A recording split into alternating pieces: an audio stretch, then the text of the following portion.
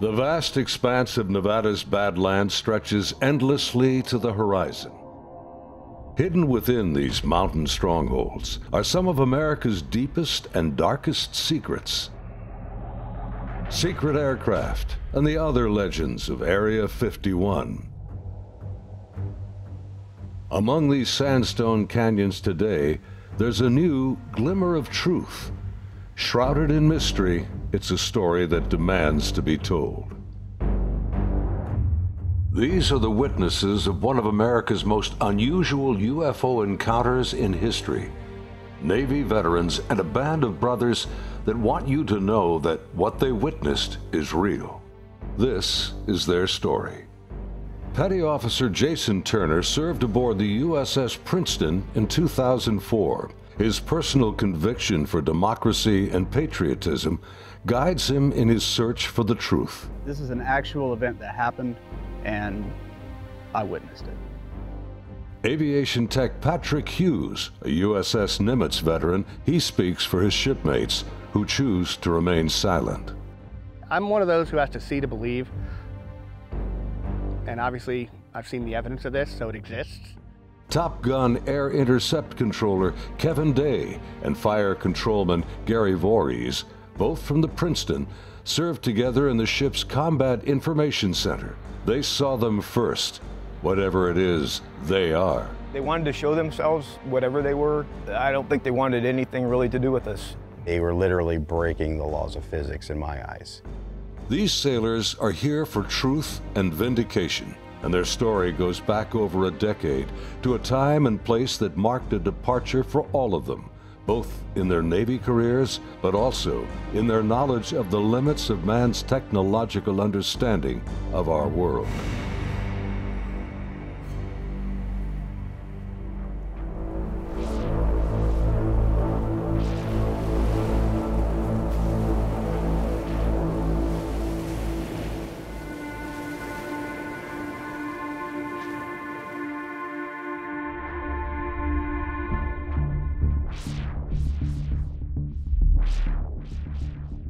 Looking out over the ocean toward the horizon, sun, sea, and sky form an endless vista, a never-ending cycle of tide, wind, and waves.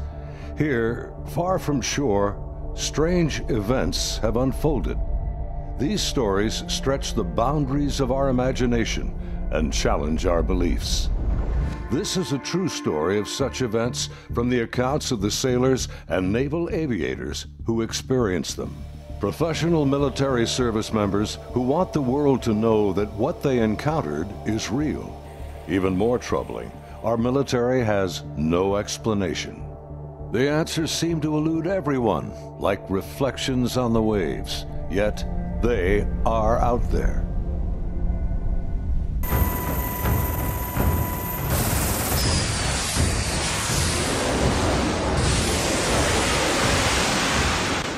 November 10th, 2004. 90 miles southwest of San Diego, California. In the Naval Operations Area, the Nimitz Carrier Strike Group and her complement of warships and the aircraft of Air Wing 11 are conducting a routine 2-week training exercise. Nearby, the guided missile cruiser USS Princeton has been tracking unknown aircraft that appear and disappear from her sophisticated Aegis radar screens. The Spy 1 Bravo radar is one of the most advanced sensors ever deployed. Princeton's main role is air defense of the strike group, and Operations Specialist Senior Chief Day is in charge of protecting the airspace around the Nimitz. My job was to man the radars and ID everything that flew in the skies. And I also sat a position called Anti-Air Warfare Coordinator, where if we ever had to go to war, I was the guy that was going to launch the missiles. In addition to that, I was the Air Intercept Controller. When the Super Hornets take off the carrier, I'm the guy that takes control and takes them to the fight and gets them home safe. And there was a lot of experience in that room. The captain had 28 years, I had 18 years. And the Aegis ship is our newest weapons system afloat. It's got the Spy 1 radar system, phased array radar system, and I was an expert on that. Inside the Combat Information Center, Chief Day's attention is focused on a group of unknown aircraft on the Spy-1 screen. He's trying to identify them. I was on watch, and we were probably 100 miles, I forget how far exactly that day we were, off the coast of San Diego southwest, kind of off the coast of Mexico, Baja. And I started to notice these weird tracks that were popping onto my radar coverage right around San Clemente Island. And the reason why I say they were weird, because they were appearing in groups of 5 to 10 at a time, and they were pretty closely spaced to each other, and they were 28,000 feet going 100 knots tracking south. And in the back of my mind, I'm thinking, you know, that's kind of odd. I mean, I don't know anything that flies like that. They weren't on the comm air routes, the commercial airline routes. I wasn't really that concerned about them. I didn't consider them hostile for any reason at all. Another watch or two, as I'm watching, the same formation appeared again. And over the course of 3-4 days, it probably counted up to that point, groups of 5 to 10 at a time. There were probably 50, 60 tracks by then. Today, Kevin and Gary are still looking for answers.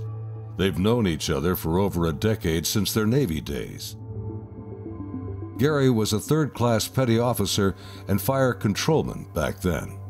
I worked on the Aegis computer system on a CG-59 guided missile cruiser, the USS Princeton.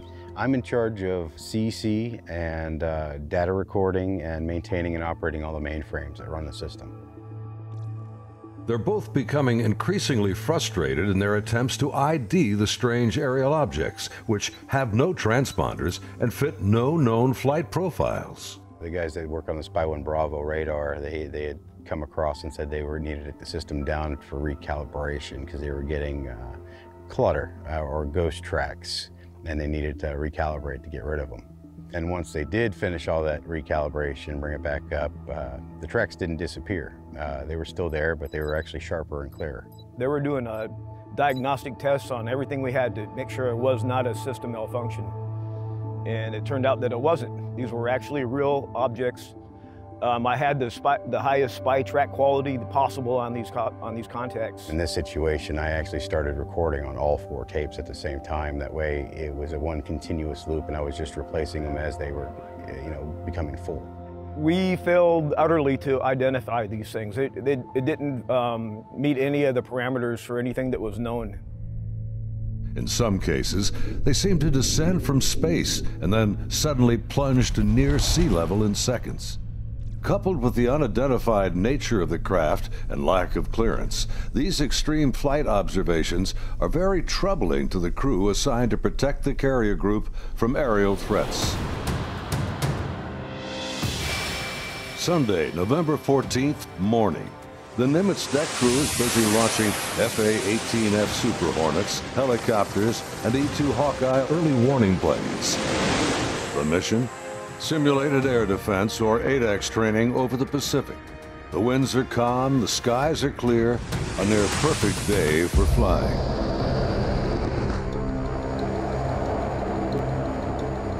As they launch, the Black Aces squadron has no knowledge of events happening nearby. In the back of my mind, that's when I determined I was going to become concerned about these objects, is we were getting ready to launch a whole bunch of aircraft in that same piece of sky. Fast Eagle climbs out to 20,000 feet and heads to the cap station about 40 miles south of the carrier. The cap is a rendezvous point used to form up with the other airplanes. Just 25 miles separation. The commander of Fast Eagle has over a decade in the air wing. His wingman for the day is a new pilot, a young officer on her first carrier deployment. She's paired with a senior pilot, her backseat weapons system officer for the mission. He will manage navigation and the advanced radar and targeting pods on the aircraft.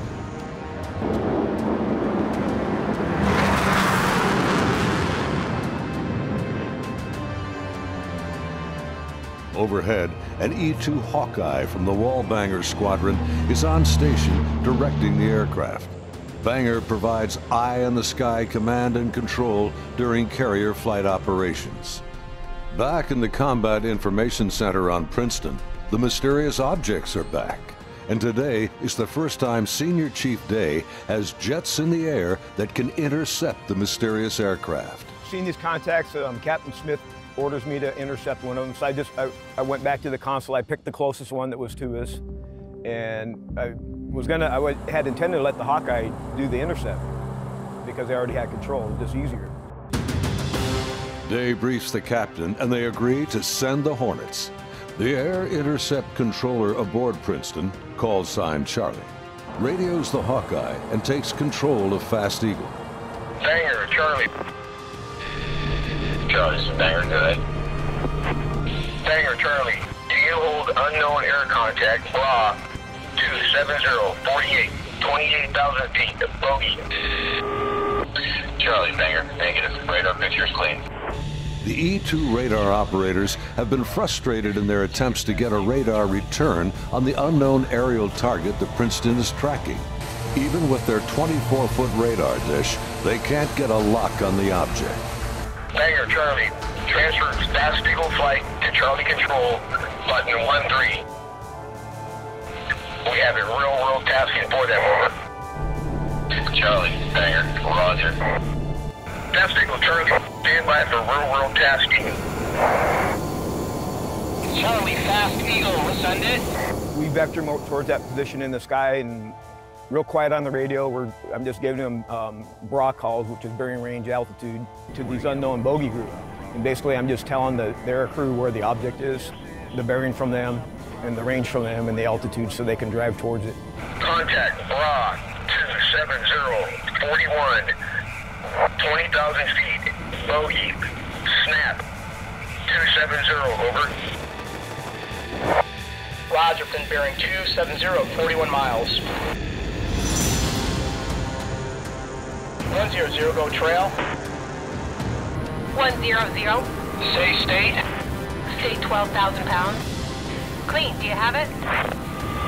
I'm trying to get a track on it now. They sent link 16, but my radar picture is clean.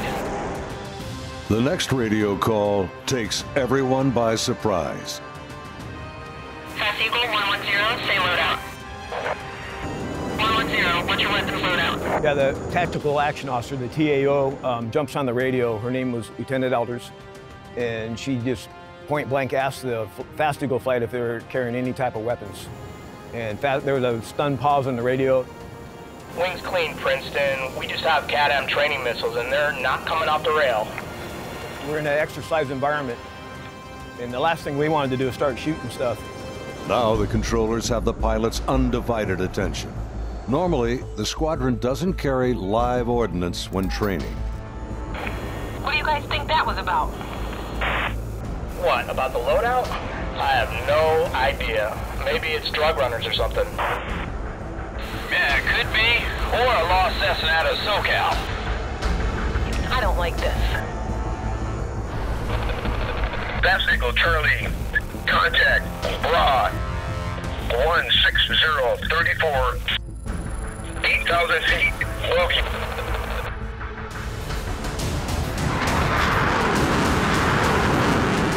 Roger, 34 miles at 8,000. Committed, your call, continuing.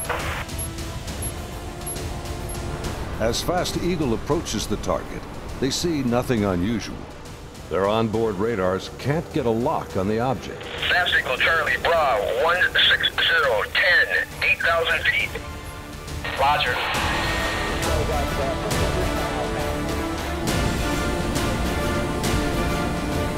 Fast Eagle, Charlie, merge plot. What the merge plot means on the radar, you got two objects in the same vertical piece of sky, so when I'm looking at the 2D display, it looks like a one radar blob now. First, the object appears stationary. I had it at 17.7. Showing basically no airspeed on it. Hey, you guys seeing this? What is that?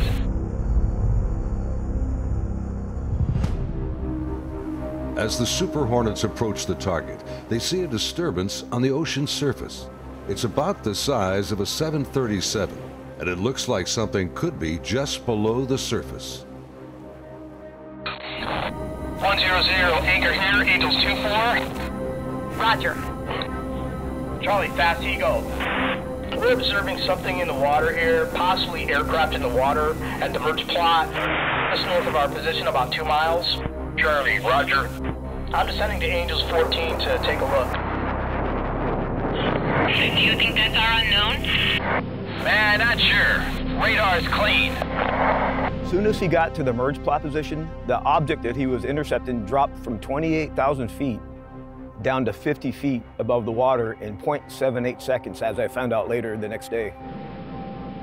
As the Super Hornets get closer to the ocean disturbance, he suddenly spots another craft above it. A much smaller white object with an oblong shape, hovering, then darting just above the waves.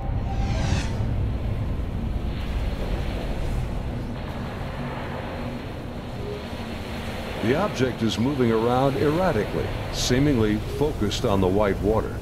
The shape is similar to a tic-tac. It's smooth like porcelain. It's not an airplane.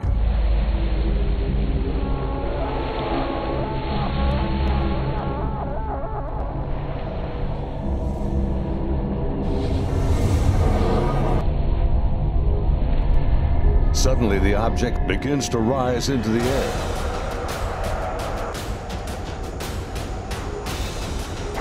Hey, this thing just turned on my nose. It's coming up. 2 miles.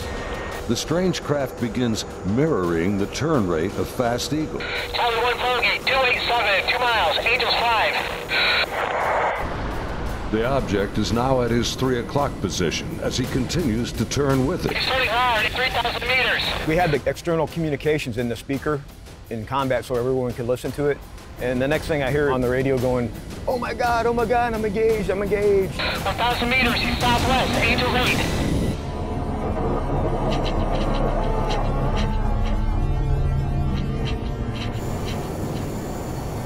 The commander is now about a mile away as he maneuvers his Hornet to get behind the unknown craft.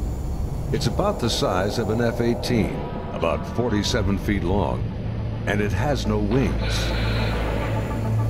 As the dogfight unfolds, he quickly turns and dives to bring his jet's nose ahead of the object to close the distance.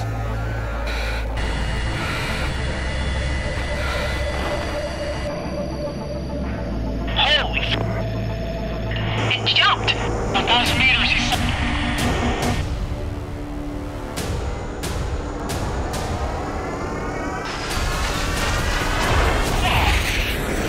I lost him.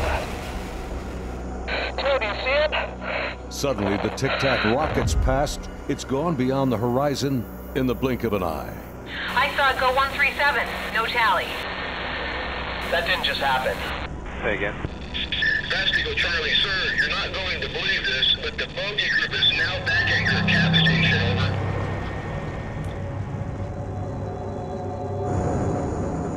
over. As Fast Eagle returns to the area of the ocean disturbance, the object is gone and the sea is once again calm. Soon, they land on the ship.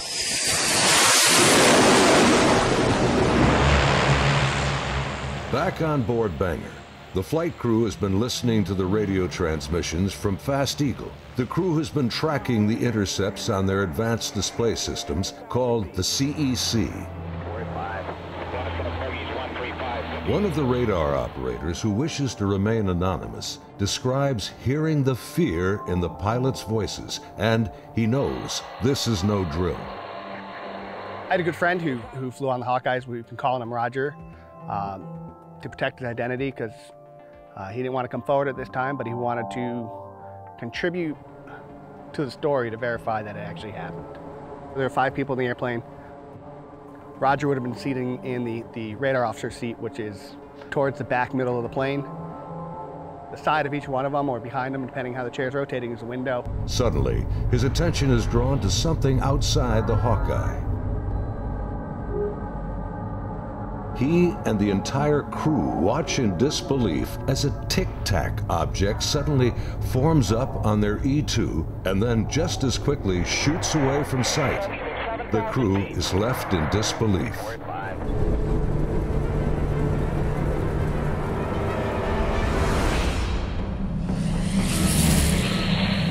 As Banger returns to the ship, the crew is shaken.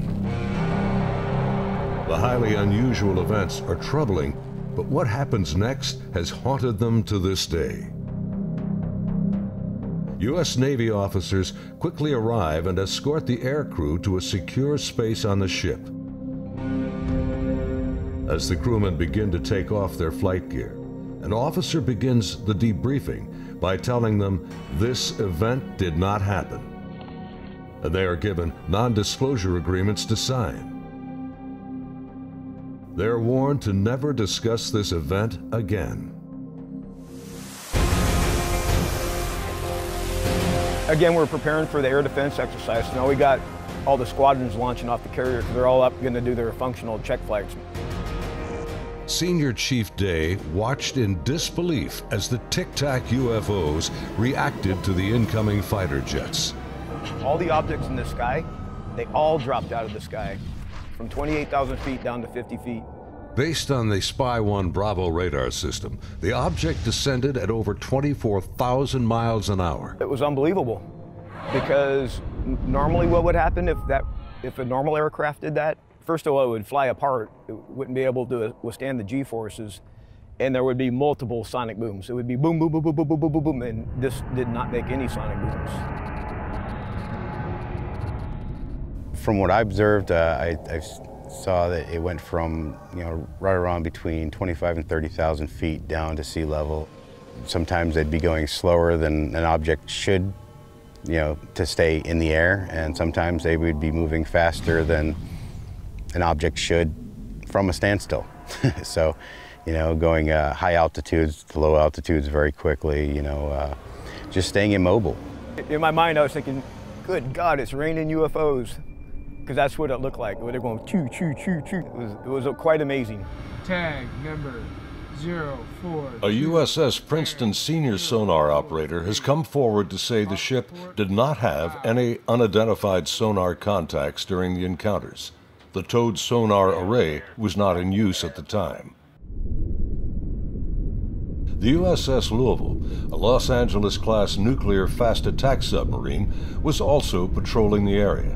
The former captain of the sub reported they had no unknown sonar contacts during the events of that week, despite the observations by the pilots.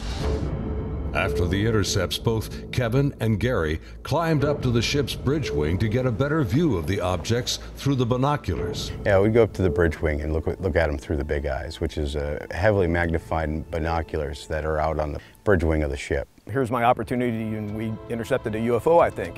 Even when I was off watch, I was usually up in combat anyway, and I was sitting at the console. I just picked the closest object to us, and I got the relative bearing from the ship, slave over to the relative bearing at about the right altitude, and saw this white light in the sky. The movements were smooth to erratic. They just moved from one point to another. It was always a very sharp and clean movement. It always felt like a constant speed, not like speeding up, just it needed to go to that point and it decided to do it at this speed. And then it would just go from nothing to the speed they were going to go and then stop at the next point.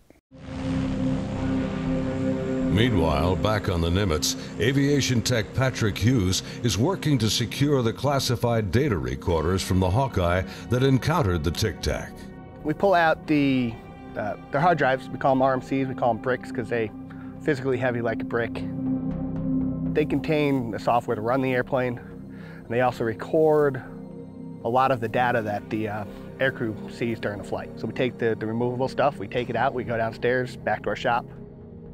Patrick's job involves tracking the chain of custody of the hard drives. We open up the safe, put them in the safe. We've got tracking sheets so we know what RMCs are on what airplane. We know who signed them out, who put them in the airplane, who took them out of the airplane. As he gets ready to wrap up the mission, there's a knock on the door. Our commanding officer's there, two other guys in flight suits who I'm assuming were Air Force officers, because I'm pretty sure that's the insignia they had on, but they were not on the ship earlier. I did not see them come on the ship, so I'm not sure how they got there. But the skipper basically said, I need the bricks off the flight. We opened the safe, we put them in the bags. He took them, he took his two anonymous officers and left. The officers, with the classified hard drives in hand, soon board an HS-60 Seahawk helicopter and leave Nimitz.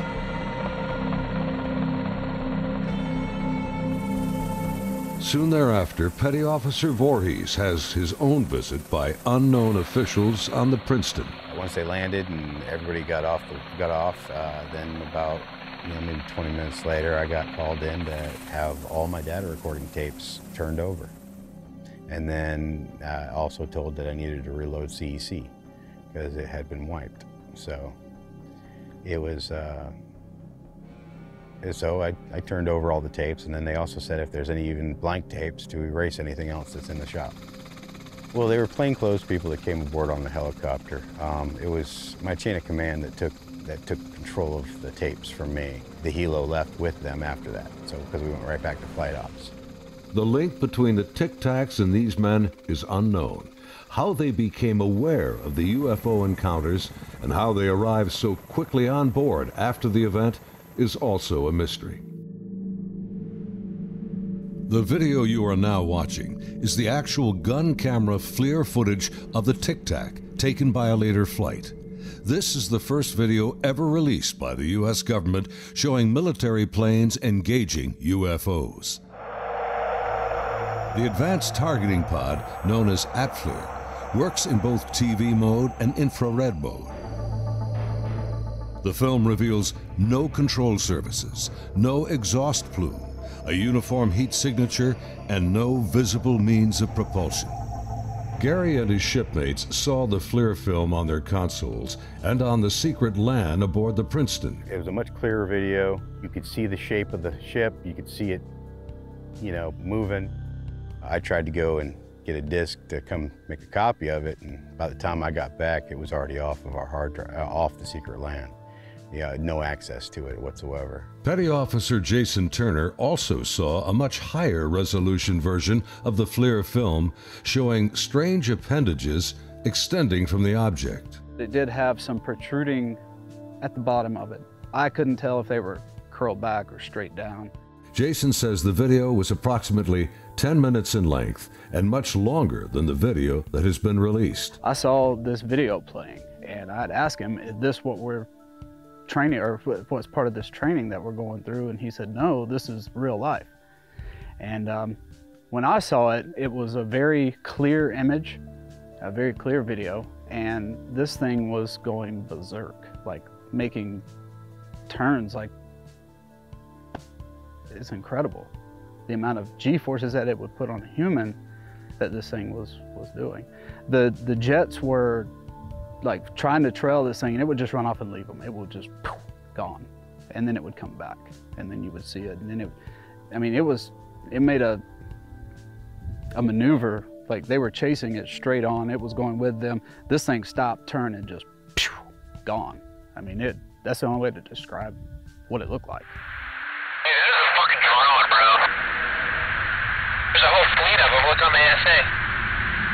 My God. Just 11 years later, fighter jets from USS Roosevelt filmed this anomalous object in 2015. Well, if there's another thing, it's rotating.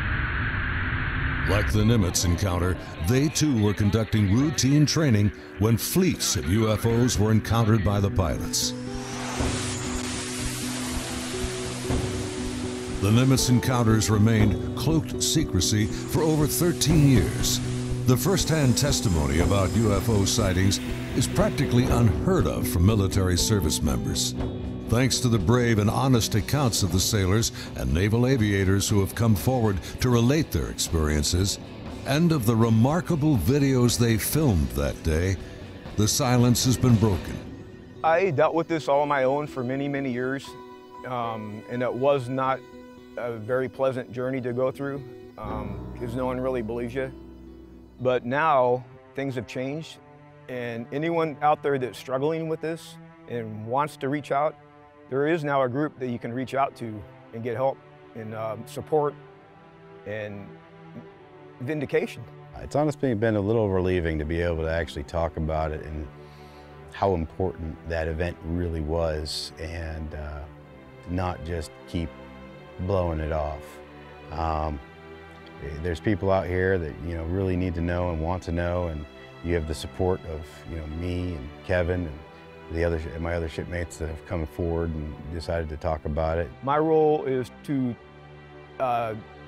describe the story and convince people that yes, this event really happened and these objects were really real, but what they are, I have no idea.